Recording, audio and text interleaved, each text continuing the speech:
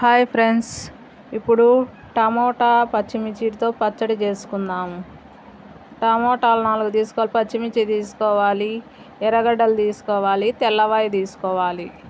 వీటన్నిటిని బాగా కడగాలి. కడిగిన తర్వాత ముక్కలు చేసి వేరే పెనంలోకి వేసుకొని నీళ్లు పోసుకొని ఉడకబెట్టాలి. ఒక 15 నిమిషాలు ఉడకబెట్టిన తర్వాత దాంట్లో చిటికెడు పసుపు, కరివేపాకు, కొద్దిగా నూనె వేసి బాగా ఒక 5 నిమిషాలు ఏగనివ్వాలి. తర్వాత 4 ఎండుమిర్చి టేస్ట్ కోసం వేసి, రోట్లో ఉప్పు వేసి, తెల్లవాయి వేసి, తర్వాత ఉడకబెట్టిన పచ్చిమిరపకాయలు వేయాలి.